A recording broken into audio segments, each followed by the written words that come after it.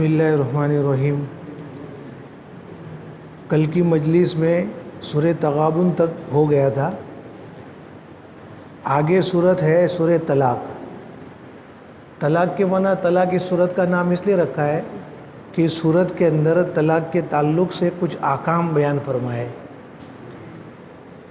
اب یہ سورہ طلاق کو بیان فرمایا ہے تو اس سے مراد یہ نہیں ہے کہ ہمیں اس پر عمل کرنا ہے، جیسے نماز کو قائم کیجئے، زکوٰۃ دیجئے، حج کیجئے۔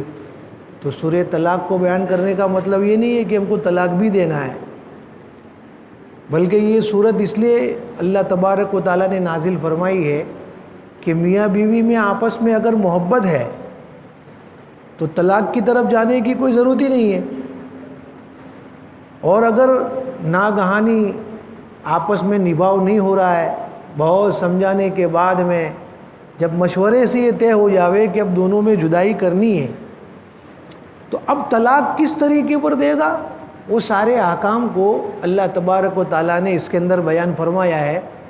وہ سارے مسائل تو میں بیان نہیں کروں گا، بس اتنا اشارہ کر رہا ہوں کہ مجبوراً اگر طلاق دینی پڑے، مجبوراً، حالانکہ یہ طلاق دینا بہت برا عمل ہے، اللہ کو ناراض کرنے والا ہے، لیکن مجبوراً اگر طلاق دینے کا موقع پڑے تو ایک طلاق رجعی دے دیوے، دو بھی نہ دیوے، تین بھی نہ دیوے۔ ایک طلاق رجعی دینے کا فائدہ یہ ہوگا،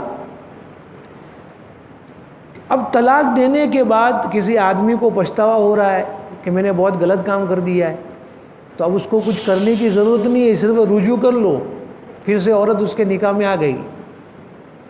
اور اگر دو طلاقیں یا تین طلاقیں دے دوں گے تو بڑا مسئلہ ہو جائے گا، اس لیے ایک ہی طلاق رجعی دینی ہے، اور اگر نہیں رکھنی ہے تو پھر وہ جیسے جیسے اس کے ایام گزر جائیں گے اس کے نکاح میں سے نکل جائے گی۔ بہرحال سورہ طلاق میں اللہ تبارک و تعالیٰ نے طلاق کے مسائل کو بیان فرمایا ہے۔ دوسرا مسئلہ ایک بیان فرمایا ہے تقویٰ کے تعلق سے، کہ آدمی اگر تقویٰ اختیار کرتا ہے تو اللہ اس کو کیا انعام دیتے ہیں۔ ایسے اس میں بہت تفصیل ہے، لیکن میں اشارہ کر رہا ہوں خالی ایک دم آسان طریقے سے۔ جب آدمی تقویٰ اختیار کرتا ہے تو سب سے پہلے تو اللہ تعالیٰ کیا کرتے ہیں،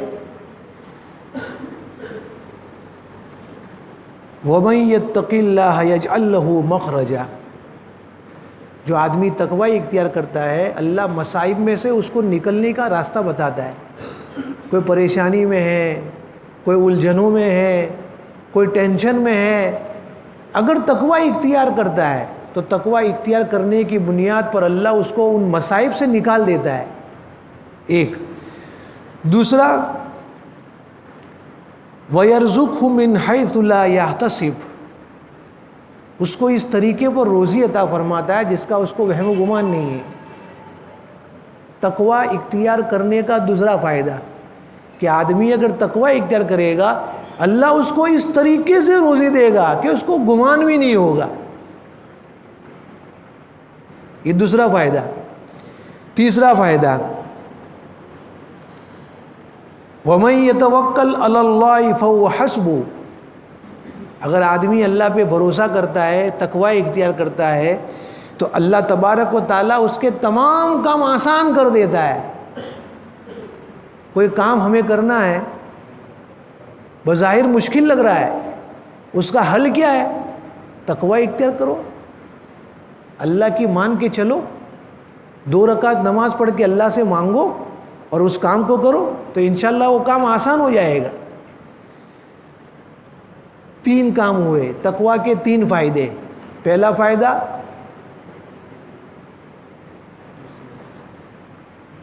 مشکلوں میں سے اللہ راستے نکالتا ہے، آسان کرتا ہے۔ دوسرا فائدہ، بے حساب روزی دیتا ہے۔ تیسرا فائدہ، اس کے کام آسان کر دیتا ہے۔ چوتھا فائدہ، اللہ اس کے گناہوں کو معاف کر دیتا ہے، یہ مفت میں۔ حالانکہ آدمی تقویٰ اختیار کرے دنیا کے خاطر، مصیبتوں سے چھوٹنے کے لیے، اپنے کام کو منانے کے لیے، اپنے کام کو آسان کرنے کے لیے تو ہے ہی، لیکن مفت میں ثواب بھی مل رہا ہے، یہ چوتھا فائدہ۔ پانچواں فائدہ، اللہ اس کو اجر عظیم عطا فرمائے گا، بہت بڑا اجر۔ اب بہت بڑا اجر سے کیا مراد ہے؟ وہ تو اللہ ہی جانے، اللہ کی شان کے حساب سے ہے، کیونکہ آدمی جس حیثیت کا ہوتا ہے اس کے حساب سے وہ چیز بڑی ہوتی رہتی ہے۔ تو جس کام کو اللہ اجر عظیم کہے کہ اس کے اوپر میں بہت بڑا ثواب دوں گا، وہ کتنا ملے گا وہ تو مرنے کے بعد جب اللہ کے سامنے ہم حاضر ہوں گے تب پتہ چلے گا کہ تقویٰ کے اوپر اللہ ہم کو کیا دیں گے۔ بہرحال تقوی کے 5 فائدے سورت کے اندر بیان فرمائے ہیں، تو ہمیں بھی چاہیے کہ ہم اپنی زندگی میں تقویٰ کو اختیار کریں۔ اس کے بعد میں سورہ تحریم شروع ہوتی ہے۔ تحریم، یہ سورت کا نام تحریم اس لیے رکھا ہے کہ اس میں ایک واقعہ بیان کیا ہے اللہ تبارک و تعالیٰ نے، جس میں آپ علیہ السلام نے ایک حلال چیز کو حرام کر دیا تھا۔ تو تحریم کے معنی ہے حرام کرنا۔ کوئی چیز حلال ہے، آدمی اس کو اپنی جانب سے حرام کر دیتا ہے، تو اس وجہ سے سورت کا نام تحریم رکھا ہے کہ اللہ تبارک و تعالیٰ نے اس میں ایک واقعہ اتارا ہے جس میں آپ علیہ السلام نے ایک حلال چیز کو حرام کر دیا ہے۔ وہ واقعہ کیا ہے؟ آپ علیہ السلام کا معمول تھا کہ عصر کی نماز کے بعد آپ سارے ازواج مطہرات کے گھر پہ جا کے خیر خبر لیتے تھے۔ رات کو قیام وہاں کرتے جہاں باری ہوتی تھی، ہر عورت ازواج کے وہاں باری ہوتی تھی رات گزارنے کی، لیکن دن میں جو ہے نا سب کے گھر پہ جاتے تھے خیر خبر لینے کے لیے، کیا حال چال ہے وغیرہ۔ ایک مرتبہ ایسا ہوا کہ آپ علیہ السلام عصر کی نماز پڑھ کے حضرت زینب کے گھر تشریف لے گئے۔ اب بیوی ہے، شوہر آئے ہوئے، خاطر مدارت کرنی چاہیے، تو انہوں نے شہد پلایا۔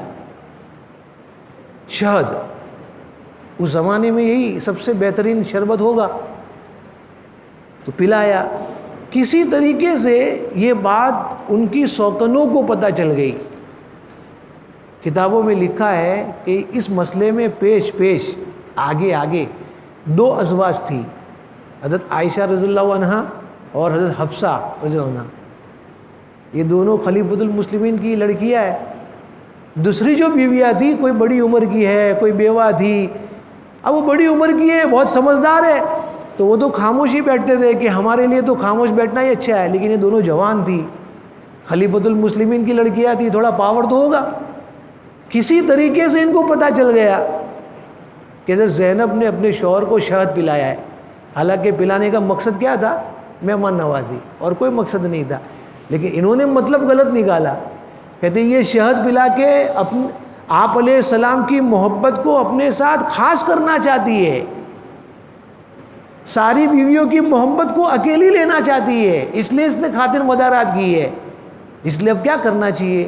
اس بیوی کی محبت آپ علیہ السلام کے دل میں آئی ہے نا، تو ہم ایسا عمل کرتے جس سے اس بیوی کی محبت دل سے نکل جاوے اور آپ علیہ السلام اس سے کیا ہے نفرت کرے، کچھ ایسا پلان بناتے۔ چنانچہ دونوں بیویوں نے مل کے پلان بنایا، سب بیویوں کو جمع کیا اور کہا کہ دیکھو ہمارے گھر میں سب کے گھر میں آنے والے ابھی، تو سب کو ایک ہی بات بولنے کی ہے، یا اللہ کے رسول آپ کے منہ میں سے مغافر کی بو آ رہی ہے۔ مغافر ایک گون ہوتا ہے، جیسے ہم دودھ بناتے ہیں نا ٹھنڈی کے موسم میں، ایسے ایک گون ہوتا ہے مغافر، جس میں تھوڑی بھی بدبو ہوتی ہے۔ تو سب کو یہی بولنا ہے۔ مشورہ ہو گیا، آپ علیہ السلام وہاں سے دوسری بیوی کے گھر میں آئے، وہاں بیٹھے، اللہ کے رسول آپ کے منہ میں سے مغافر کی بو آ رہی ہے؟ کہ نہیں، میں نے تو ایسا کچھ کھایا نہیں ہے۔ نہیں آ رہی ہے، آپ کے منہ میں سے آ رہی ہے، بدبو آ رہی ہے۔ اور آپ علیہ السلام کو بدبو سے بہت دشمنی تھی، نفرت تھی، کہ نہیں میں نے تو زینب کے گھر میں شہد پیا ہے۔ ہاں، وہ شہد کے اندر مغافر ہوگی، دشمنی پیدا کروانے کے لیے پلان۔ اچھا میں نے پی لیا ہے، لیکن کسی کو بتانا مت، ابھی میں نہیں پیوں گا۔ دوسری بیوی کے پاس میں، تیسری بیوی کے پاس میں، چوتھی بیوی کے پاس میں، سب کے پاس میں یہی جواب، آپ کے منہ میں سے مغافر کی بو آ رہی ہے۔ آپ علیہ السلام نے فرمایا کہ میں نے تو ایسا کچھ پیا نہیں ہے، ہاں وہ زینب نے میرے کو شہد پلایا تھا کہ ہاں اسی میں سے بدبو آ رہی ہے۔ چنانچہ آپ علیہ السلام نے جب ساری بیویوں کے منہ سے ایک ہی جواب سنا تو دل ہی دل میں اپنی طرف سے قسم کھا لی کہ میں قسم کھاتا ہوں اب کبھی بھی شہد نہیں پیوں گا۔ حالانکہ شہد میں کچھ بھی نہیں تھا، بس اس بیوی کی محبت کو دل سے نکالنا تھا، اس لیے پلان بنایا۔ آپ علیہ السلام کو تو پتہ بھی نہیں چلا کہ یہ سب کیا ماجرا ہو رہا ہے۔ اللہ تبارک و تعالیٰ نے سورہ تحریم کو نازل فرمایا اور نازل فرما کہ آپ کو اس واقعے سے متنبع کیا کہ حضور آپ کو کچھ معلوم بھی ہے کہ نہیں، یہ ساری بیویوں نے مل کے پلان بنایا ہے، کچھ مکافر کی منہ نہیں آ رہی ہے، چلو آ بھی رہی ہے تو آپ کون ہوتے ایک حلال چیز کو حرام کرنے والے؟ اللہ تبارک و تعالیٰ نے آپ کو سویٹ پوائزن دیا، ہلکا ہلکا ڈانٹا محبت کے انداز میں، یا ایھا النبی لم تحرم ما احل اللہ لک، اے نبی آپ اس چیز کو کیوں حرام قرار دیتے ہو جس کو اللہ نے آپ کے لیے حلال قرار دیا ہے۔ جب اوپر سے وحی اتری، پورا ماجرا سنا دیا، آپ علیہ السلام کو پورا ماجرا سمجھ میں آ گیا، آپ نے اس قسم کو توڑ دیا، کفارہ بھی دے دیا، اور ساری بیویوں کو بلا کے ڈانٹا کہ آپ لوگوں نے جو میرے ساتھ میں جو معاملہ کیا ہے یہ صحیح نہیں ہے۔ عام طور پہ سوکنوں میں ایسا ہوتا ہی ہے، بہت کم ایسی سوکنیں ہوگی کہ دونوں کے آپس میں محبت ہو۔ تو اس واقعے سے ہم کو یہ پتہ چلا کہ اللہ تبارک و تعالیٰ نے ہم کو جو حلال چیزیں دی ہے، ہم کسی چیز کو حرام نہ کرے، قسم نہ کھاوے۔ کوئی چیز ہمارے سامنے آئی ہم کو پسند نہیں ہے، بھئی مجھے نہیں کھانا ہے، بس میں نہیں کھاؤں گا، قسم کھاتا ہوں آج کے بعد کبھی ہاتھ نہیں لگاؤں گا اس کو، اس طرح قسم ہم کو کھانے کی اجازت نہیں ہے۔ اگر کوئی چیز ڈاکٹر نے ہمارے لیے ممنوع قرار دی ہے، بھائی آپ جو ہے نا ڈائبٹیز کے پیشنٹ ہیں، آپ ہارٹ کے پیشنٹ ہیں، آپ کو یہ چیزیں نہیں کھانی ہے تو نہیں کھائیں گے، لیکن حرام نہیں قرار دیں گے کہ نہیں نہیں بالکل ایسا نہیں، دل میں خالی اس کو ممنوع سمجھیں گے، حرام نہیں کریں گے۔ اس لیے کہ قیامت تک جتنی چیزیں حلال ہونے والی ہے وہ ساری چیزیں اللہ نے حلال کر دی ہے، اور جتنی چیزیں قیامت تک حرام ہونے والی ہے اللہ نے ساری چیزوں کو حرام کر دیا ہے۔ اب اپنی طرف سے ہم کسی حلال چیز کو حرام اور حرام چیز کو حلال نہیں کر سکتے۔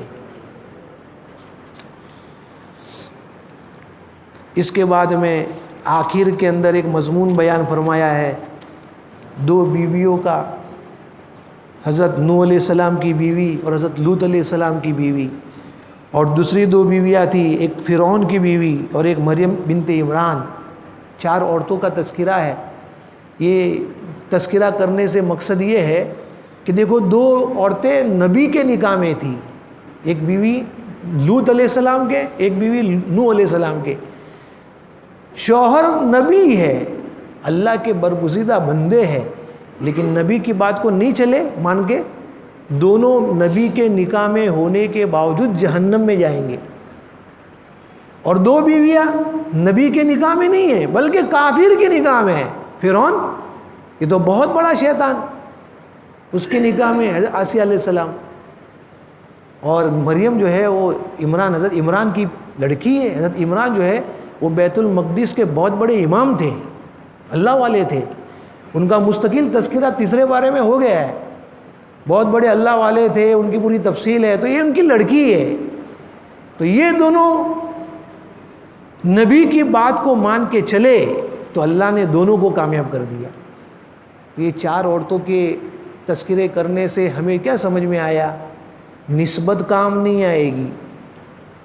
بھئی میرے ابا تو شیخ الحدیث ہے، میرے ابا تو بزرگ ہے، میرے ابا تو فلا فلا ہے، تو وہ نسبت تمہیں کام نہیں آئے گی۔ اگر ہمارے ابا ڈاکٹر ہے اور ان کا انتقال ہو جاوے تو وہ ڈاکٹر کی ڈگری ہم کو کام آئے گی؟ جب دنیا کی ڈگریاں کام نہیں آتی ہے تو پھر آخرت کے اعتبار سے آخرت کی ڈگری کیسے کام آئے گی؟ اس واقعے سے یہ پتہ چلا کہ ہر انسان کو اپنی جنت بنانے کے لیے خود محنت کرنی پڑے گی، اپنا ٹھکانہ اچھا بنانے کے لیے خود محنت کرنی پڑے گی۔ اگر کوئی آدمی یوں سمجھے کہ میرے ابا تو شیخ الحدیث ہے، وہ جنت میں جائیں گے تو میں تو ان کا لڑکا ہوں، نہیں، خود آپ علیہ السلام اتنے بڑے نبی ہے، سید الانبیاء ہے، اپنی ساری لڑکیوں کو آپ کتنی نصیحت کرتے تھے، اے فاطمہ، اے میری بیٹی، اس بات میں، اس ذوم میں مت رہنا کہ تیرے ابا نبی ہے تجھے لے کے جائیں گے۔ ہر آدمی کو اپنے اعمال کا حساب دینا پڑے گا، وہاں نسبتیں نہیں چلے گی۔ تو اس واقعے سے ہم کو یہ پتہ چلا۔ اس کے بعد میں 29واں پارہ شروع ہوتا ہے سورہ ملک۔ اس سورت کا نام سورہ ملک اس لیے رکھا گیا ہے کہ اس میں اللہ تبارک و تعالیٰ نے اپنے قبضے میں ساری دنیا کی حکومت ہے، اس کا تذکرہ ہے۔ اس لیے اللہ تبارک و تعالیٰ نے اس صورت کا نام ہی ملک رکھ دیا. ملک کے معنی حکومت. اس صورت کے اندر ایسے تو بہت سارے مضامین ہیں، لیکن جو مخصوص منتخب میں چیزیں لے کر آتا ہوں تاکہ ہماری عبرت کے لیے اتنا کافی ہے. ورنہ قرآن ایک ایسا کلام ہے کہ اس کی ایک ایک آیت میں ہدایت چھپی ہوئی ہے، ایک ایک آیت میں. اچھا تو یہ ہوتا کہ ہمارے گاؤں میں کوئی ایسی ترتیب بن جاتی کہ پورا سال 5 منٹ 10 منٹ کسی نماز کے بعد میں ایک ایک آیت 2 آیت کی تفسیر ہو جاتی. پورا سال اگر ہم قرآن پاک کی تفسیر کو سنتے تو انشاءاللہ بہت فائدہ ہوتا. 5 یا 10 منٹ زیادہ نہیں، لیکن ایک ایک آیت 2 آیت بالترتیب ایک سال میں نہیں تو 2-3 سال میں تو انشاءاللہ پورا قرآن تفسیر کے ساتھ میں پورا ہو جائے گا. اس لیے ہمیں اس کی فکر کرنی چاہیے، کوشش کرنی چاہیے. بہرحال اس صورت کے اندر ایک مضمون تو ہے مقصد تخلیق انسان، انسان کو پیدا کرنے کا مقصد. اللہ نے ہم کو کیوں پیدا کیا؟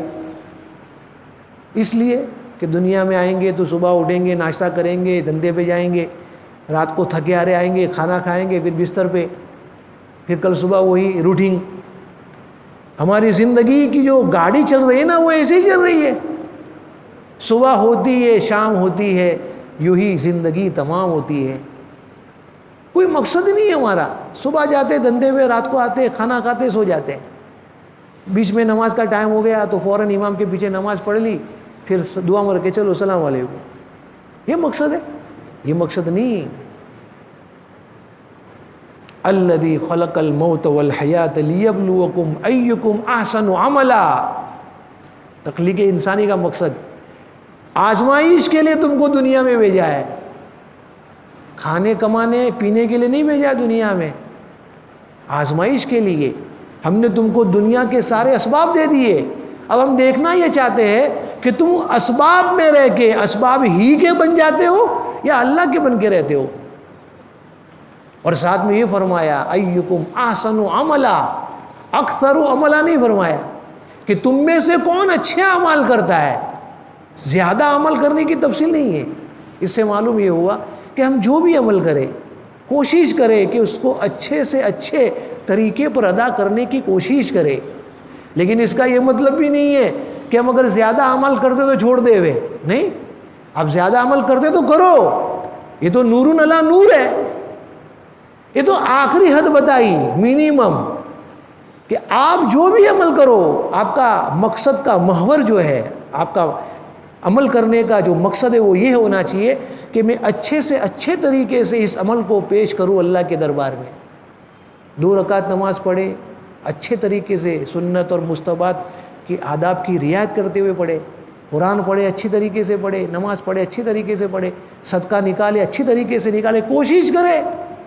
اس لیے کہ ایک ہی وقت میں یہ اخلاص نہیں آتا ہے، اخلاص بہت بعد میں آتا ہے. بہرحال انسان کو پیدا کرنے کا مقصد یہ کہ آزمائش. اللہ نے یہ سارے نقشے ہم کو دے کے ہم کو آزما رہے ہیں. اس لیے ہمیں چاہیے کہ ہم دنیا میں رہ کے کاروبار میں، تجارت میں، ملازمت میں، کھیتی باڑی میں، سروس کرنے میں کہیں پر بھی ہو، وہ تو ہماری ضرورت ہے اس لیے کر رہے ہیں، لیکن اس میں سے کچھ وقت نکال کے اللہ کے سامنے کھڑے ہو جائے. اس کا آسان طریقہ یہ ہے کہ ہم جو ہے نا صحابہ کی سوانح پڑھیں، حیات الصحابہ، اب ان کی سوانح پڑھیں، ان کی تاریخ کو پڑھیے. آپ تنہائی میں بیٹھ کے ایک ایک صحابہ کی زندگی کو پڑھیے، رونگٹے کھڑے ہو جائیں گے. مقصد ان کا یہ پتہ چلے گا کہ دنیا اتنی کماتے تھے جتنی ضرورت تھی، باقی پورا وقت اللہ کے لیے دے دیتے تھے. اور ہمارا تو یہ عقیدہ ہے کہ ہماری مقدر میں جو روزی لکھی ہے وہ مل کے رہے گی. تو پھر ہم کیوں جو چیز اللہ نے اپنے ذمے لے لی ہے وہ چیز ہم اپنے اوپر کیوں لے رہے ہیں؟ بھائی روزی کا مسئلہ اللہ نے اپنے ذمے لے لیا ہے. میرا بندہ تو محنت کرے یا نہ کرے، تیری مقدر میں جو روزی تو ملنے والی ہے. لیکن چونکہ دنیا دار الاسباب ہے اس لیے یہ بھی سمجھ میں رکھیے کہ سبب اختیار کرنا ضروری ہے. ورنہ بعض لوگ کہیں گے چلو اچھا ہو گیا، ہمارے مطلب کی بات مل گئی، اللہ نے اپنے ذمے لے لیا تو ہم کو کمانے کی کیا ضرورت ہے، گھر پہ بیٹھے رہو. بیوی جو کپڑے دھوئے گی، برتن دھوئے گی، دوسروں کے گھر میں جا کے کام کرے گی، ہم تو آرام سے لاٹ صاحب کی طرح بیٹھے رہیں گے، ہم کو کام نہیں کرنا ہے۔ اللہ نے ذمہ نہیں لیا ہے، اچھا موقع نکالا، اپنے مقصد کی بات آئی تو لے لیا۔ ایک طرف اللہ یہ بھی تو کہتا ہے کہ دین سیکھنے کے لیے قربانی دینا ضروری ہے، میاں قربانی دو، وہاں تو نیکی نہیں، وہاں تو یہ تو نہیں ہو سکتا ہے۔ اپنے مقصد کا لے لیا اور جہاں اپنے مقصد کے خلاف نظر آیا اس کو چھوڑ دیا۔ نہیں، ایسا نہیں۔ اللہ نے جس مقصد کے لیے دنیا کو بنایا ہے اس مقصد کے ماتحت میں اپنی زندگی گزارے۔ اسباب کے درجے میں ہم کمانے کے لیے جائیں گے لیکن نگاہ اللہ کی طرف رہے گی۔ اللہ میں نے 10 گھنٹے 8 گھنٹے 6 گھنٹے کام کیا ہے، روزی مجھے اتنی ہی ملے گی جتنا تو دے گا، یا اللہ مجھے حلال روزی دے دے۔ اور اس کے علاوہ جو وقت باقی رہا ہے ہم اس کو ایران دوران میں چوراہے پہ بیٹھ کے ایک دوسرے کے ساتھ بیٹھ کے ٹائم پاس نہ کرے، فوراً مسجد میں آ جاوے۔ جیسے رمضان میں آتے نا مسجد میں، بھائی سب کام ہو گیا، کچھ کام نہیں، چلو مسجد میں جا کے تو تلاوت کر لیتے، تھوڑی تسبیح پڑھ لیتے۔ یہی مجاز گہرے رمضان میں بھی ہم کو بنانا ہے۔ اللہ ہم سب کو توفیق عطا فرمائے۔ دوسرا مضمون ہے تقلید نہ کرنے کے نقصانات۔ یہ تقلید ایک مستقل ایک موضوع ہے، میں اس کی تفصیل میں نہیں جانا چاہتا۔ تقلید کا آسان مطلب یہ ہے کسی کے پیچھے پیچھے چلنا، آسان ترجمہ۔ ورنہ تقلید جو ہے نا یہ مستقل ایک علمی بحث ہے، لمبی چوڑی بحث ہے۔ جو پڑھنے والے بچے وہ جانتے ہوں گے تقلید کس کو کہتے ہیں، اور نہیں جانتے تو چھٹی کے بعد مدرسے میں جا کے اپنے استاد کو پوچھ لے ہوئے تقلید کس کو کہتے ہیں۔ اس لیے کہ ہمارے آج کے زمانے کے جو طلبہ ہے نا، اللہ معاف کرے، نقوش پڑھتے ہیں، تعجب ہوتا ہے۔ اللہ نے ہم کو ایک مقصد کے لیے مدرسے میں فارغ کر کے بھیجا ہے اور ہمیں جس علم کو پڑھنے گئے وہ علم نہیں آ رہا ہے۔ اس لیے ہم سب کو دعا کر کے جانا ہے پڑھنے کے لیے۔ عدم تقلید یعنی کسی اللہ والے کے پیچھے پیچھے چلنا یا اپنے امام کی مان کے چلنا اگر نہیں کرتا ہے آدمی، اس کو 3 نقصان ہوتے ہیں۔ ایک نقصان دنیا میں، ایک نقصان قبر میں، اور ایک نقصان آخرت میں۔ دنیا میں تقلید نہ کرنے کا نقصان یہ ہوگا کہ اس کو دین کے مسائل کا علم نہیں ملے گا۔ جب کسی اللہ والے یا کسی امام کی، جیسے ہم امام ابو حنیفہ رحمۃ اللہ علیہ کی تقلید کرتے ہیں نماز کے اندر، زکوٰۃ میں، دین کے جتنے مسائل ہیں، اگر ہم کسی کی تقلید نہیں کریں گے تو سب سے پہلا نقصان یہ ہوگا کہ مسائل سے یہ جاہل رہے گا، تذبذب کا شکار رہے گا کہ میں کیا کروں، عمل نماز کیسے پڑھوں، زکوٰۃ کیسے دوں، روزہ کیسے رکھوں۔ اس لیے دنیا میں یہ نقصان ہوگا کہ بغیر مسائل کے یہ جہالت میں پڑ جائے گا۔ قبر میں نقصان یہ ہوگا کہ فرشتے اس کو لوہے کے گرز سے ماریں گے۔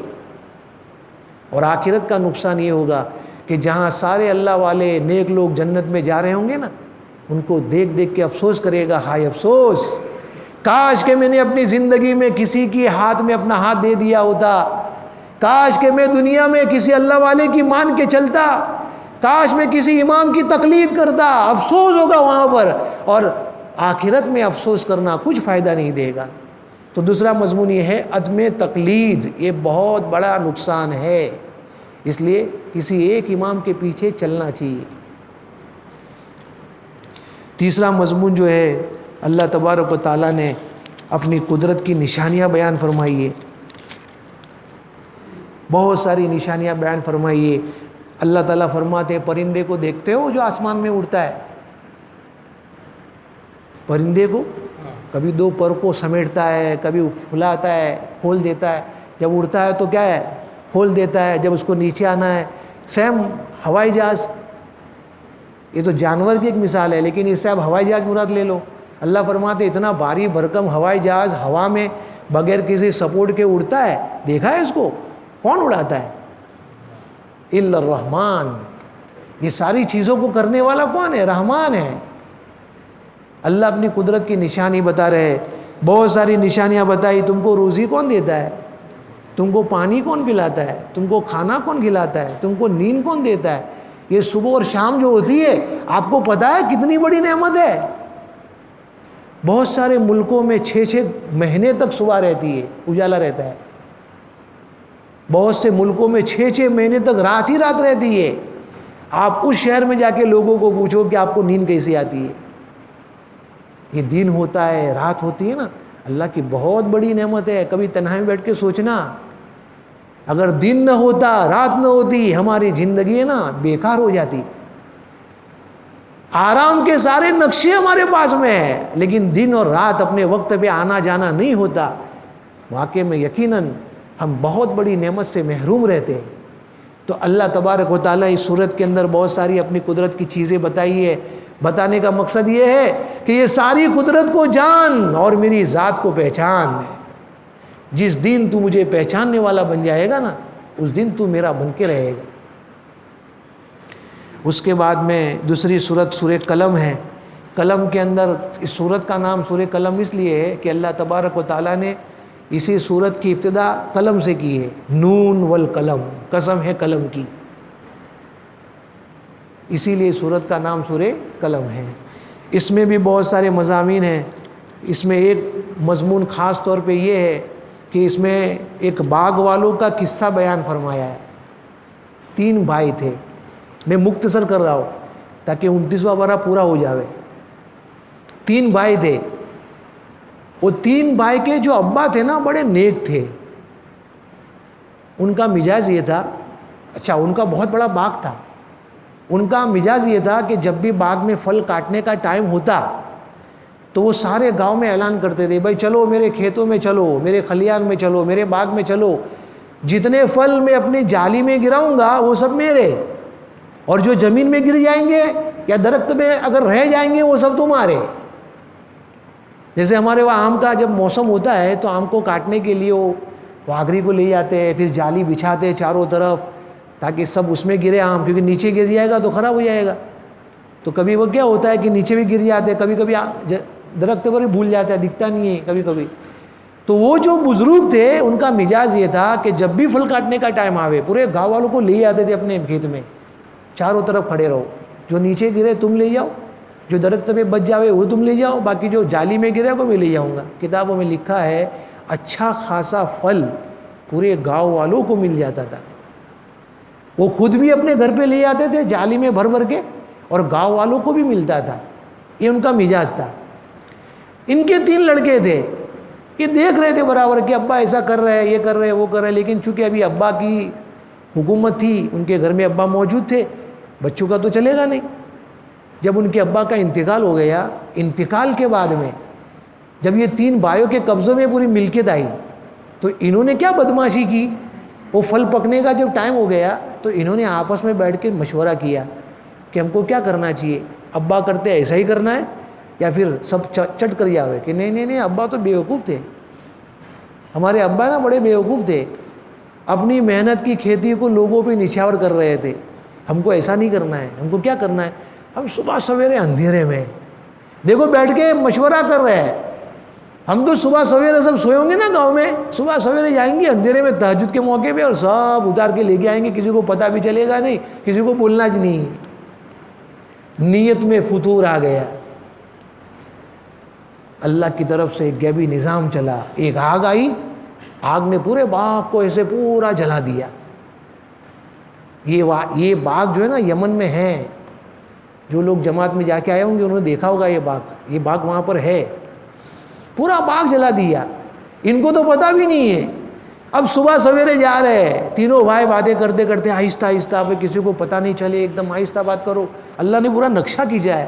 وہ لوگ جو باتیں کر رہے تھے اس کو بھی بیان کیا ہے. اب باغ میں جائے، جب دیکھا تو باغ تو نظر نہیں آ رہا ہے، آم نظر نہیں آ رہے، پھل نظر نہیں آ رہے. تو کہا نہیں ہم راستہ بھول گئے، دوسری جگہ پر ہے. تھوڑے آگے چلے تو پھر کہا نہیں یہی ہمارا باغ ہے. افسوس ہوا ان کو، دیکھا کہ نہیں ہمارا باغ کہاں گیا، دیکھا کہ پورا جل گیا ہے. اب وہ تینوں بھائی آپس میں لڑ رہے ہیں. وہ چھوٹا والا ہے نا، وہ یوں کہتا ہے کہ نہیں ابا جیسا کہتے ہیں ایسا کرو، کہا کو لالچ کر رہے ہو. دوسرے 2 بڑے تھے کہ نہیں تیرے کو سمجھ میں نہیں پڑتا، جو چھوٹا ہے. تو اب جل گیا. اب وہ آپس میں دوسرے کو ملامت کرنے لگے. فَأَقْبَلَ بَعْضُهُمْ عَلَىٰ بَعْضٍ يَتَلَاوَمُونَ. ایک دوسرے کو ملامت کرنے لگے کہ میں تم کو نہیں کہتا تھا کہ مت کرو ایسا عام طور پہ ہوتا ہے. بڑا بھائی جو ہے نا وہ اپنا بڑا سمجھ کے چلانا ہے، لیکن جب دھکے میں اور کھڈے میں گرتا ہے تو پھر کیا ایک دوسرے پہ ڈالتے ہیں، میں نہیں بولتا تم لوگ میرے کو کرتے تھے ایسا. بہرحال پورا باغ جل گیا. بعد میں ان لوگوں نے توبہ کر لی. توبہ کرنے کے بعد اللہ تبارک و تعالیٰ نے ان کو دوسرا ایک باغ دے دیا. کتابوں میں لکھا ہے کہ توبہ کر لی, اللہ نے اس کے بدلے میں دوسرا باغ دے دیا. اب اس قصے سے ہم کو کیا سمجھ میں آیا؟ اگر ہمارے ابا نے کوئی کار خیر کا کام کر کے دنیا سے گئے ہیں, جیسے ہمارے بڑے بوڑھے جو ہے نا, ان کا ایک مزاج تھا, میں نے خود نے دیکھا, آپ لوگوں نے بھی دیکھا ہوگا. جب کھیتوں میں آم کاٹنے کا وقت ہوتا نا تو ٹریکٹر کو ٹرالی بھر کے لاتے تھے اور مدرسے میں بچوں کو دیتے تھے. بہت ساروں نے دیکھا ہوگا. کتنا اللہ جو نا کتنی برکتیں دے گا. میں نے دیکھا اپنی آنکھوں سے, پورا گھر آم سے بھرا ہوا ہوتا تھا. ہمارے اباؤں میں سے بہت ساروں کی عادت ہو گئی کہ ہر سال بچوں کو کچھ کھلانے کی عادت تھی. کوئی دعوت کرتا تھا, کوئی گودی کھلاتا تھا, کوئی آئس کریم کھلاتا تھا. اب ہمارے ابا دنیا سے چلے گئے تو اولاد کی ذمہ داری ہے کہ اس کام کو باقی رکھے. ہمارے ابا جو کام کر کے گئے ہیں اس کام کو اچھا کام ہے, اور اس کام کے کرنے سے اتنی برکتیں ہوتی تھی کہ گھر ہے نا آم سے بھر جاتے تھے. آج ہم اس عمل کو چھوڑنے کی بنا پر اس کی نحوست کو اپنی آنکھوں سے دیکھ رہے ہیں. باغ کے باغ ویران پڑے ہوئے ہیں, آم اگتے ہی نہیں ہیں, خلاص ہو گیا. جو عمل ہمارے بڑے بوڑھوں نے دنیا سے کر کے گئے, اگر اسی کو ہم لازم پکڑ دے تو آج بھی وہ برکتیں ہمارے گاؤں میں رہتی. اس لیے اس قصے سے یہ پتہ چلا کہ ہمارے خاندان میں ہمارے ابا نے, ہمارے بڑوں نے اگر کوئی ایسا اچھا طریقہ رائج کیا تھا تو ان کے انتقال کے بعد میں اس کو باقی رکھے. اس کو باقی رکھیں گے, اللہ وہی برکتیں جو ابا کے موجودگی میں ہوتی تھی وہ ہمارے زمانے میں اللہ ہم کو دے گا. اس کے بعد میں سورہ حاقہ ہے. سورہ حاقہ کا نام حاقہ اس لیے ہے کہ یہ قیامت کا نام ہے. اس سورت کے اندر اللہ تبارک و تعالیٰ نے مختلف قوموں کے حالات بیان فرمائے ہیں. قوم لوط, قوم نوح, قوم نوح, قوم صالح, قوم سمود, بہت سارے قوموں کے حالات بیان فرمائے ہیں. اور سب کا خلاصہ یہ ہے کہ جن جن لوگوں نے اپنے نبی کی بات کو مانا تھا اللہ نے سب کو کامیاب کر دیا تھا, اور جن جن لوگوں نے نہیں مانا تھا اللہ نے کسی کو ہواؤں کے ذریعے برباد کر دیا, کسی کو آگ کے ذریعے, کسی کو چھینک کے ذریعے, کسی کو اوپر اٹھا کے, کسی کو سمندر میں, اور کسی کو کیا ڈبا کے خلاص کر دیا. وہ سارے قوموں کے واقعات سورہ حاقہ میں بیان فرمائے ہیں. اس سے ہمیں یہ عبرت حاصل ہوئی کہ ہمیں بھی اپنے نبی کی بات کو مان کے چلنا چاہیے. دنیا بھی سنور جائے گی اور آخرت بھی سنور جائے گی. دوسرا مضمون جو ہے اس سورت کے اندر آخرت کا بیان فرمایا ہے. اللہ تبارک و تعالیٰ نے سورہ حاقہ کے اندر, سورہ معارج کے اندر, اسی طریقے پر سورہ مزمل کے اندر, سورہ مدثر کے اندر, اور سورہ قیامہ مستقل آگے آ رہا ہے. یہ سارے صورتوں کے اندر اللہ تبارک و تعالیٰ نے آخرت کا مضمون اور قیامت کا مضمون بیان فرمایا ہے. قیامت کیسے برپا ہوگی؟ حضور پاک علیہ السلام نے بہت ساری نشانیاں بتائی ہے, بہت ساری نشانیاں. اس میں سے بہت ساری نشانیاں تو ہو چکی ہے, اب جو بڑی بڑی نشانیاں خالی ہو باقی ہے. سورج کا مغرب سے طلوع ہونا, دابۃ الارض کا زمین سے نکلنا, یہ موٹی موٹی شکلیں باقی ہے. باقی بہت ساری باریک باریک نشانیاں پائی گئی ہے. وقت نہیں اس کو بیان کرنے کا, ورنہ مستقل حدیث پاک میں باب الاشراط کر کے پورا مضمون ہے قیامت کی نشانیاں. اب یہ قیامت کیسے قائم ہوگی؟ بیت المقدس کے اندر ایک چبوترا ہے, آج بھی وہ چبوترا وہاں موجود ہے. اس چبوترے کے اوپر اسرافیل علیہ السلام جو ہے نا سور پھونکیں گے. اسی جگہ سے پہلی مرتبہ جب سور پھونکیں گے پوری دنیا خلاص ہو جائے گی. پوری دنیا, چاند, ستارے, سورج سب جھاڑ جھڑ کے نیچے گریں گے. جیسے درخت میں سے آم گرتا ہے نیچے, ایسے آسمانوں میں سے سورج, ستارے, چاند, آسمان کی مخلوق اوپر سے نیچے گرنا شروع ہو جائے گی. لکھا ہے کتابوں میں یہ سمندر میں گریں گے, سمندر کا پانی جوش مارے گا. جیسے گرم پانی کو ہانڈی میں ہم گرم کرتے کیسا جوش مارتا ہے, ایسے سورج, چاند, ستارے سمندر میں گریں گے, جوش مارے گا, اور جوش اتنا ہوگا کہ پانی سوکھ جائے گا. دنیا ختم ہو جائے گی. عمارتیں, جتنی آبادیاں ہے سب ختم ہو جائے گی. پوری دنیا خلاص ہو جائے گی. پھر باقی کون رہے گا؟ اللہ تبارک و تعالیٰ اور 4 فرشتے. پھر اس میں سے 3 فرشتوں کو حکم کہ تم بھی مر جاؤ، وہ بھی مر جائیں گے۔ اس کے بعد میں آخر میں جبرائیل علیہ السلام کو حکم دیا کہ تم بھی خلاص ہو جاؤ۔ اس کے بعد میں تنے تنا اللہ رہیں گے۔ پھر اللہ کہیں گے لمن الملک اليوم، آج کس کی حکومت ہے؟ کوئی ہوگا نہیں دنیا میں، کون بولے گا؟ سب خلاص۔ پھر دوسری مرتبہ سور پھونکا جائے گا، سارے لوگ جس حال میں پڑے ہوں گے اسی حال میں کھڑے ہو جائیں گے۔ 70ویں پارے میں تو اس کا مضمون کھینچا ہے کہ حمل والی عورت اپنا حمل گرا دے گی۔ ایک آدمی بازار میں سودا خریدنے گیا ہے اور ایک چھینک آئی، وہی خلاص ہو گیا۔ مختلف قیامت کے حالات بیان کیے ہیں، بہت تفصیل ہے اس میں جانا نہیں چاہتا تفصیل میں، مختصر اشارہ کر رہا ہوں میں۔ یہ سارے واقعات پیش آئیں گے، دوسری مرتبہ سور پھونکا جائے گا، سارے انسان کھڑے ہو جائیں گے۔ جو قبروں میں چلے گئے نا، وہ قبروں میں سے مٹی جھاڑ جھاڑ کے کھڑے ہو جائیں گے، سروں پہ سے مٹی گرا کے، جو جہاں گرا ہوگا وہیں سے کھڑا ہو جائے گا۔ اس لیے کہتے ہیں کہ جیسی زندگی گزاروں گے ایسی موت آئے گی، اور جیسی موت آئے گی نا ایسے اٹھوں گے۔ اس لیے ہمیشہ اللہ سے دعا کرنے کی، یا اللہ جب تک دنیا میں رکھے ایمان کے ساتھ میں رکھ، اور جب دنیا سے جانے کا وقت ہو تو ایمان کے ساتھ ہمیں رخصت فرما۔ خالی دعا ہی نہیں کرنی ہے، دعا کے ساتھ میں دوا بھی کرنی ہے۔ ہم ڈاکٹر کے وہاں جاتے ہیں تو دوا لاتے ہیں کہ نہیں؟ تو ایسے ہم کو دعا کے ساتھ میں دوا بھی کرنی ہے۔ دوا کیا ہے؟ اعمال جنت، اللہ کو منانے والے اعمال۔ بہرحال سب کھڑے ہو جائیں گے، اس کے بعد میں میدان محشر قائم ہوگا۔ کتابوں میں لکھا ہے میدان محشر کہاں قائم ہوگا؟ بیت المقدس کے پیچھے ایک میدان ہے، آج بھی وہ میدان موجود ہے وہاں، اس میدان سے ابتدا ہوگی۔ بیت المقدس کے پیچھے ایک بہت بڑا میدان ہے، وہیں سے میدان محشر شروع ہو جائے گا، کیونکہ پوری دنیا ختم ہو جائے گی، بیچ میں سے سارے پردے حائل ختم ہو جائیں گے، پورا چھٹیل میدان ہو جائے گا۔ اب وہاں سارے لوگ جمع ہو جائیں گے، سارے لوگ، نبی بھی آئیں گے، امتی بھی آئیں گے، سب آئیں گے۔ اس کے بعد میں ایک لمبا زمانہ گزرے گا، بہت لمبی چوڑی تفصیل ہے، میں اس کو اور مختصر کرتے جا رہا ہوں۔ بہت لمبے زمانے تک دھوپ میں کھڑے رہیں گے، پریشان ہوں گے۔ آپ علیہ السلام کی سفارش سے پھر حساب و کتاب شروع ہو جائے گا۔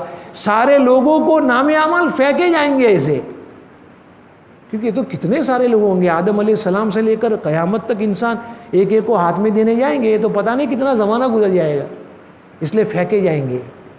جب پھینکے جائیں گے تو کتابوں میں لکھا ہے جو آدمی جنتی ہوگا وہ اپنے نام اعمال کو دانے ہاتھ میں پکڑے گا، اور جو جہنمی ہوگا وہ اپنے نام اعمال کو بائیں ہاتھ میں پکڑے گا، ایسے یا ایسے پیٹھ کے پیچھے سے پکڑے گا، اس طریقے پر۔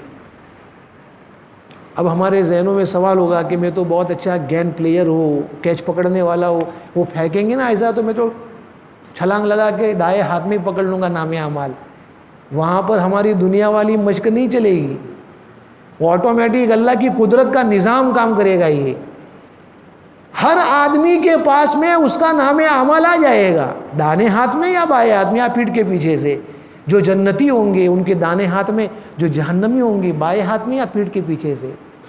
یہ علامت ہوگی اس بات کی کہ کامیاب کون کون ہے اور ناکام کون کون ہے۔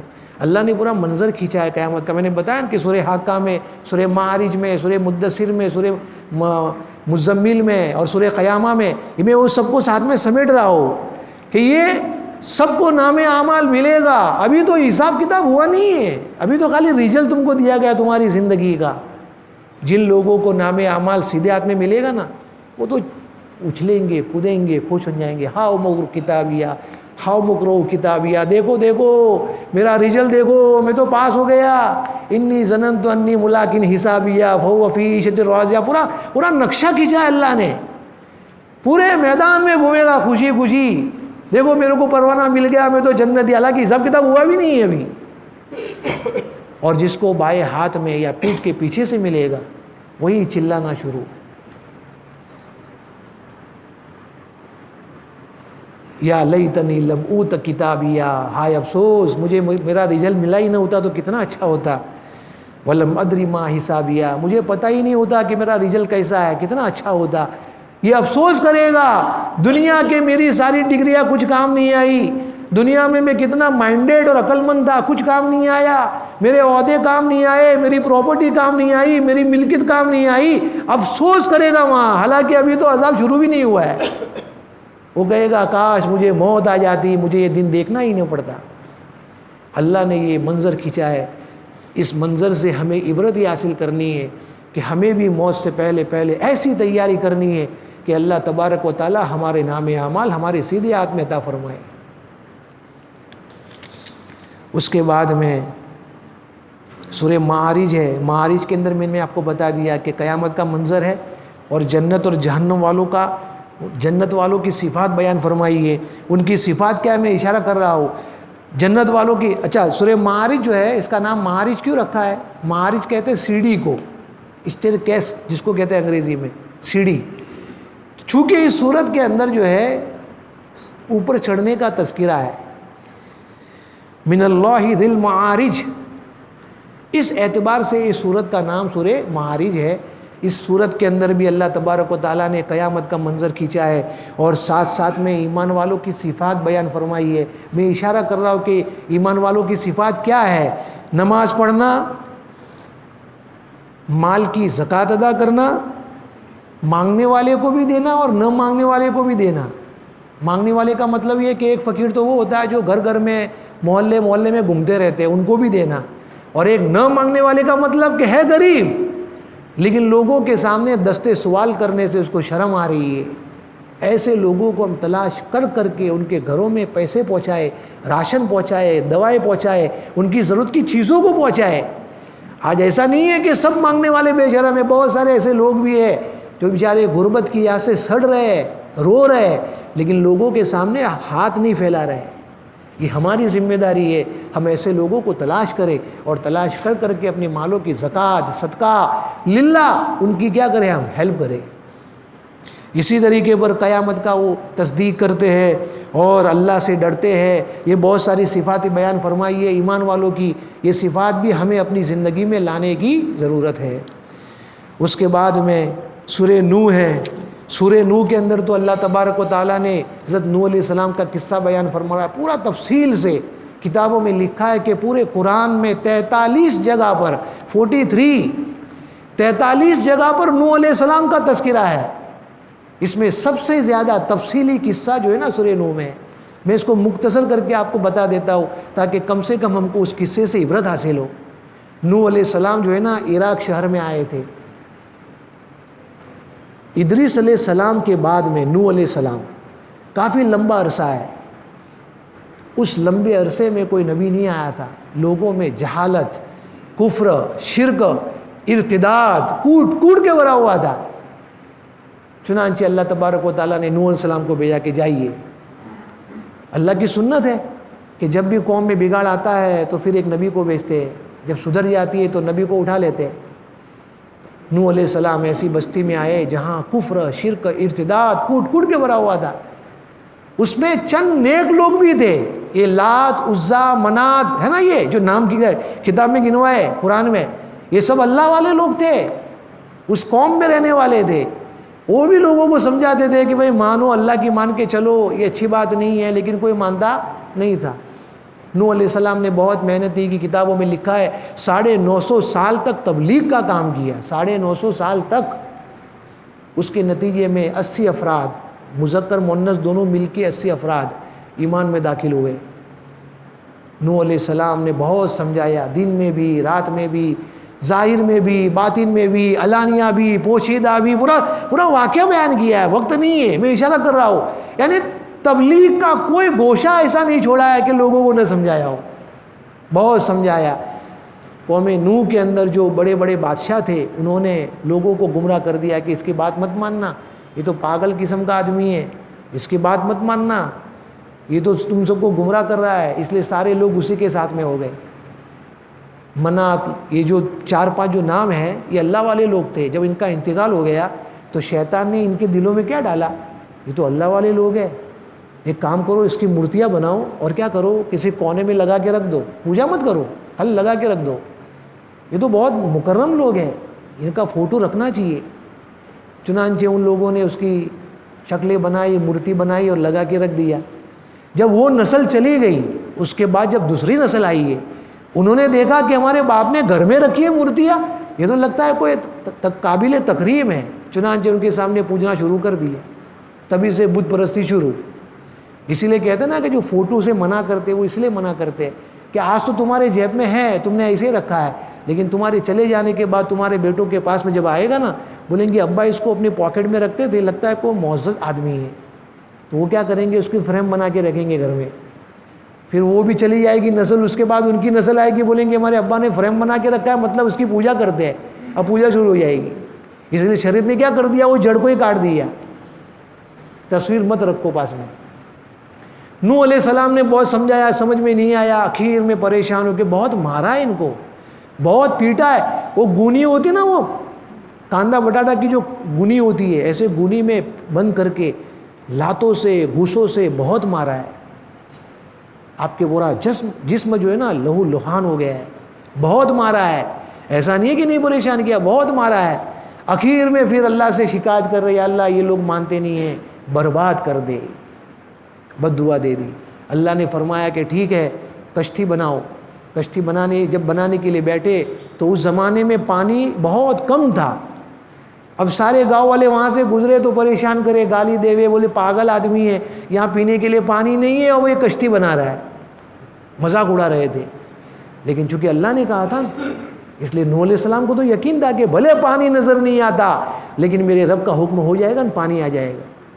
چنانچہ جب کشتی بن کے تیار ہو گئی، اللہ نے حکم دے دیا، آسمان کو برس، زمین کو کہا نکال پانی اندر سے، اوپر سے پانی، نیچے سے پانی، پوری دنیا میں پانی، پوری دنیا میں. اللہ تبارک و تعالیٰ نے حکم دیا کہ نوح اپنے ایمان والے بھائیوں کو کشتی میں سوار کر دو، نکلو وہاں سے، اب یہ بچنے والے نہیں ہیں. چنانچہ یہ 80 افراد بچے، باقی سب ہلاک ہو گئے. پوری دنیا میں طوفان نوح آیا، سب کو خلاص کر دیا. اسی طوفان نوح میں بیت اللہ بھی یہ منہدم ہو گیا تھا پانی کے اندر، پوری دنیا خلاص ہو گئی. اس کے بعد میں جب طوفان ختم ہو گیا، یہ کشتی جودی پہاڑی پہ ٹھہری ہے، اور اسی افراد کے ذریعے سے اللہ نے پھر سے دنیا کو وجود بخشا. اسی لیے نوح علیہ السلام کو آدم ثانی کہتے ہیں، کیونکہ آدم علیہ السلام کی جو اولاد تھی وہ تو سب خلاص ہو گئی. تو اللہ تبارک و تعالیٰ نے یہ واقعہ بیان فرمایا ہے. اس واقعے سے ہم کو عبرت یہ لینی ہے کہ ہر زمانے میں نبی نے آ کے جو بات بتائی ہے، جس نے مانا، دنیا بھی اللہ نے بنائی، آخرت بھی بنائی. آج ہمارے پاس میں نبی تو نہیں آئے گا، لیکن نبی کی جو تعلیمات ہے، ان تعلیمات کو اپنی زندگی میں لانا ایسا ہے گویا کہ اپنے وقت کے نبی کی بات کا ماننا ہے. اگر ہم نے مان کے چلی زندگی تو زندگی سنور جائے گی، آخرت سنور جائے گی. اور اگر نہیں مانا، جیسے پہلی قوموں کو اللہ نے برباد اور ہلاک کر دیا، ایسے اللہ ہم کو بھی ہلاک اور برباد کر سکتا ہے. اس کے بعد میں سورہ جن ہے. سورہ جن کے اندر بھی میں نے اس کے پہلے اشارہ کیا تھا کہ وہ وادی نخلا میں حضور پاک علیہ السلام فجر کی نماز پڑھا رہے تھے تو جناتوں کی جماعت آئی تھی. میں نے وہاں بھی آپ کو کہا تھا کہ انشاءاللہ میں آپ کو وہاں واقعہ بتا دوں گا، تو اپنے وعدے کے حساب سے آپ کو میں وہ مختصر سا واقعہ بتا دیتا ہوں. آپ علیہ السلام کی بعثت سے پہلے جنات لوگ کیا کرتے تھے، ایک دوسرے کے کندھے پہ بیٹھ کے آسمان پر چڑھتے تھے. جیسے آپ نے دیکھا ہوگا وہ ہندو لوگ گووندا جو کھیلتے نا، وہ مٹکی پھوڑتے، ایک دوسرے کے کندھے پہ کھڑے ہوتے. تو یہ کم بخت جنات جو ہے وہ بھی ایک دوسرے کے کندھے پہ چڑھتے تھے، ایسے آسمان کو اوپر جاتے تھے.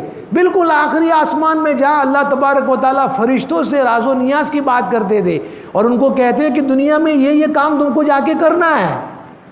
یہ راز و نیاز کی باتیں اوپر والا جنات جو ہے نا، وہ سنتا تھا کان لگا کے، وہ نیچے والے کو بولتا تھا، نیچے والا اس کے نیچے والے کو. کتابوں میں لکھا ہے کہ جو اصلی بات اوپر سے سن کے آئی، وہ بات نیچے آتے آتے آتے آتے تبدیلی ہو گئی. اور آپ کو تجربہ کرنا ہو تو کر لو.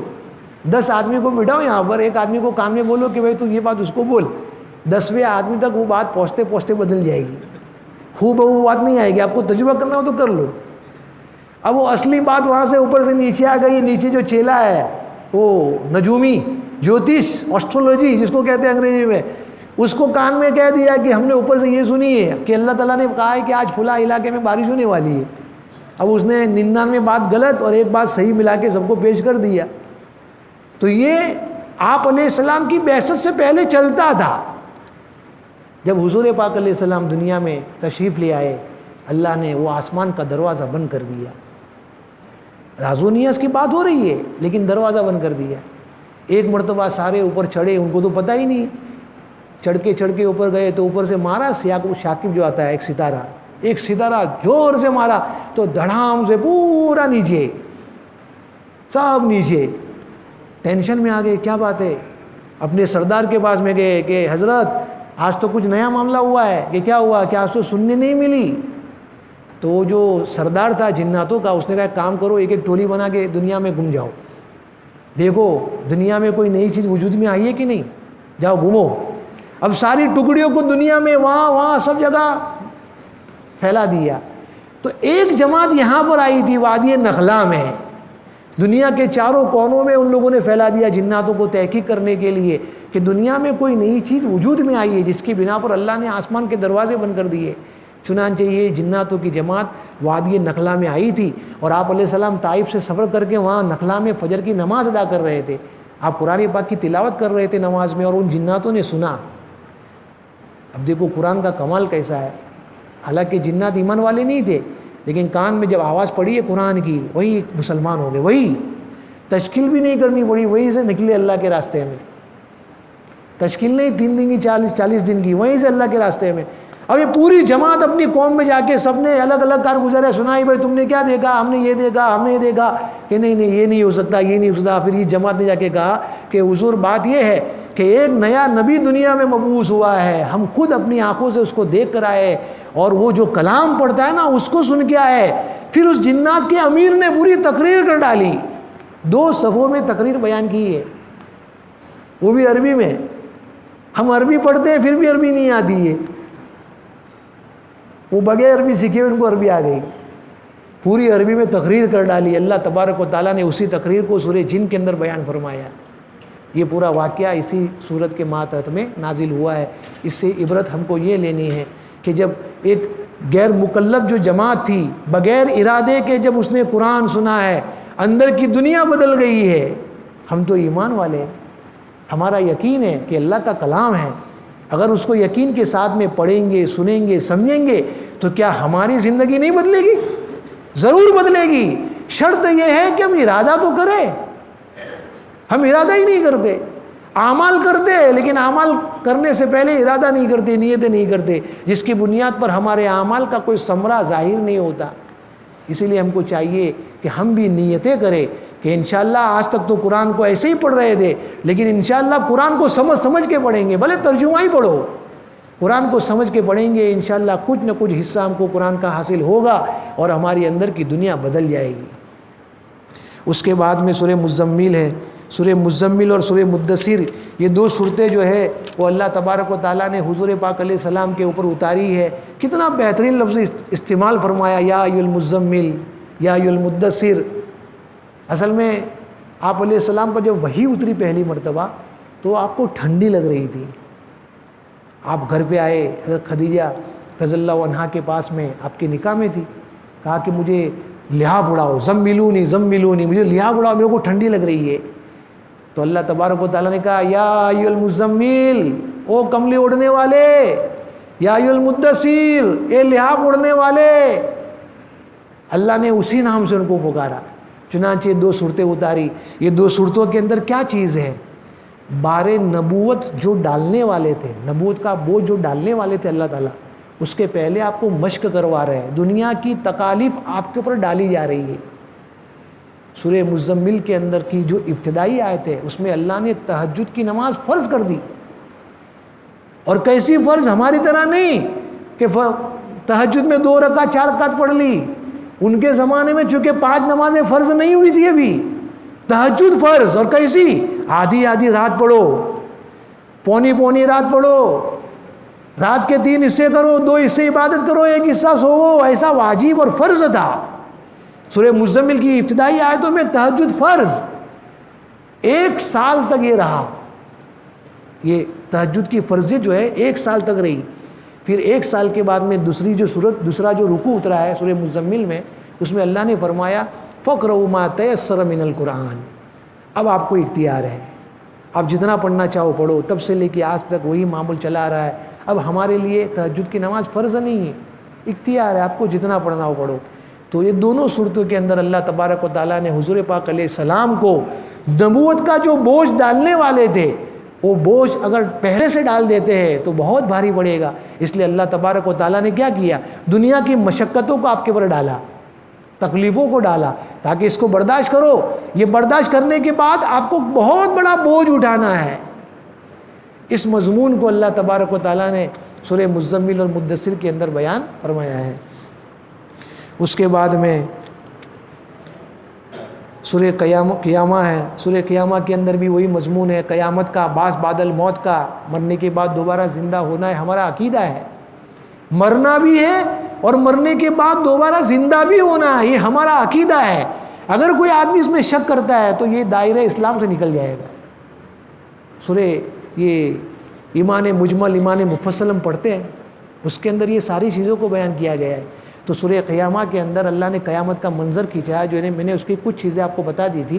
اس کے بعد میں سورہ دہر ہے. سورہ دہر کے اندر اللہ تبارک و تعالیٰ نے انسان کو دو راستے بتائے، ایک سیدھا راستہ، ایک ٹیڑھا راستہ، ایک جنت والا، ایک جہنم والا.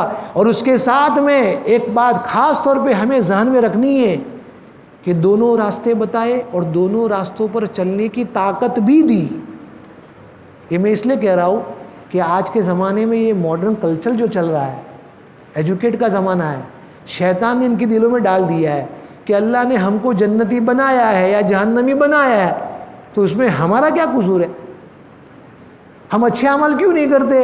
اللہ نے ہم کو جہنمی بنایا ہے، یعنی فخر کے طور پہ کہتے ہیں. اس لیے میں کہہ رہا ہوں کہ اللہ نے ہر انسان کو دو راستے بتائے، جنت والا، جہنم والا، اور ساتھ میں دونوں راستے پہ چلنے کی صلاحیت بھی عطا فرمائی ہے. مجبور محض نہیں بنایا اللہ نے انسان کو، دونوں راستے بتائے ہیں نبیوں کے ذریعے. یہاں چلو گے تو جنت، یہاں چلو گے تو جہنم. اب انسان کو چاہیے، اللہ نے ہر ایک کو عقل دی ہے، وہ اپنے عقل کے سامنے رکھ کے زندگی گزارے. جنت والے راستے پہ چلے گا تو جنت میں جائے گا، جہنم والے راستے کو اختیار کرے گا تو جہنم میں جائے گا. مجبور محض نہیں ہے. اس لیے بعض لوگ کہتے ہیں نا کہ جو کفار ہے اگر ان کو جہنم میں ڈالا جاتا ہے تو ان کا کیا قصور؟ ایک بات ہے جو عام طور پہ چلتی ہے، گردش کر رہی ہے ایجوکیٹ کے درمیان میں، کہ جو کفار ہے اگر ان کو جہنم میں ڈالتا ہے ان کا کیا قصور ہے؟ وہ تو اللہ نے ان کے اوپر مہر لگا دی ہے کفر کی. تو اس کا جواب ہم اس کو یہ دیں گے کہ اللہ نے کفر کی مہر نہیں لگائی ہے. حدیث میں آتا ہے کہ اللہ نے ہر انسان کو فطرت اسلام پر پیدا کیا ہے، پھر اس کے ماں باپ اس کو یا تو یہودی بنا دیتے یا مجوسی بنا دیتے یا نصرانی بنا دیتے. اب آپ سوچئے کہ اللہ نے ہر انسان کو دین فطرت اسلام پر پیدا کیا ہے، اب اس کے بعد میں یہودی کس نے بنایا، نصرانی کس نے بنایا، یہودی اور ہندو کس نے بنایا؟ اس کے ماں باپ نے بنایا اور اس نے اختیار کیا. اب سوچئے کہ اس نے اپنے اختیار سے کفر اختیار کیا ہے، اس کے اختیار سے کفر اختیار کرنے کی وجہ سے اس کو جہنم میں ڈالا جا رہا ہے. اللہ کا اس میں کوئی قصور نہیں ہے. اس کے بعد میں سورہ مرسلات ہے. سورہ مرسلات کے اندر بھی اللہ تبارک و تعالیٰ نے قیامت کا منظر کھینچا ہے، جہنمیوں کا اور جنتیوں کا تذکرہ بیان کیا ہے. دونوں مضمون اس کے اندر ہے اور اس کی کچھ تفصیل جو ہے میں نے پہلے بھی بتا دی تھی کہ یہ لوگ جو ہے جنت والے جنت میں چلے جائیں گے، جہنم والے جہنم میں چلے جائیں گے. پھر جنت والے جو ہے نا جہنم والوں کو پوچھیں گے، یہ خاص طور پہ اس لیے بتا رہا ہوں کہ یہ بیماری ہمارے اندر ہے. بھائی تو ہمارے ساتھ میں رہتا تھا، دنیا میں ہمارے محلے میں رہتا تھا، ہمارے ساتھ میں گھومتا پھرتا تھا، تو جہنم میں گیا میں جنت میں گیا، ایسا کیوں؟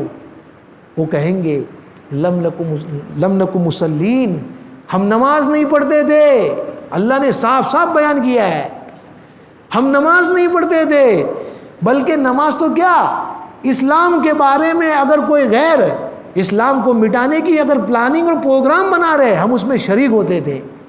کیسے اسلام کو مٹایا جائے، وہ ساری چیزیں بیان کرے گا. وہ ہم نماز نہیں پڑھتے تھے، ہم ایمان والوں کے ساتھ میں نہیں رہتے تھے، ہم اسلام کو مٹانے کی جو پلاننگیں ہوتی تھی اس میں شریک ہوتے تھے، ان کی میٹنگوں میں جاتے تھے، اس لیے آج اللہ نے ہم کو جہنم میں ڈال دیا. اس واقعے سے ہمیں یہ عبرت ہوئی کہ ہم کو کوئی ایسا کام نہیں کرنا چاہیے جس سے اسلام کو، مسلمانوں کو اور عالم اسلام کو نقصان پہنچے. ہم اپنی ذات سے بھی دین اور اسلام والے اعمال کرے اور ہم ہمارے بھائیوں کے اندر بھی اس کی فکر کرنے والے بنے. ہم نماز پڑھنے کے لیے آئے، الحمدللہ اپنے بھائیوں کی فکر کرے. یہ دعوت کا جو مبارک کام ہے نا اسی لیے، لیکن دعوت کا جو کام ہوتا ہے وہ ایک مخصوص انداز میں ہوتا ہے. ہمیں تو 24 گھنٹے دعوت کا کام کرنا ہے. ہم گھر سے نکل رہے، راستے میں دیکھا 2 بچے بیٹھے ہوئے، بھائی نماز کا ٹائم ہو گیا چلو، 2 لفظ ہی تو بولنا ہے. ہمارے اندر سے احساس ہی چلا گیا, احساس ہی چلا گیا, ہمارے سامنے بیٹھا ہوا ہم نہیں بولتے اس کو. اس لیے ہم کوشش کریں کم سے کم ہم ان کو کہے تو صحیح. ہو سکتا ہے کہ تمہاری وہ دعوت اخلاص والی ہو اور اللہ اس کو قبول کر لے, فوراً نماز میں آ جاوے. ہمارے ایک جملے سے اگر کسی کو ہدایت مل جاتی ہے ہمارے لیے مفت کا سودا ہے.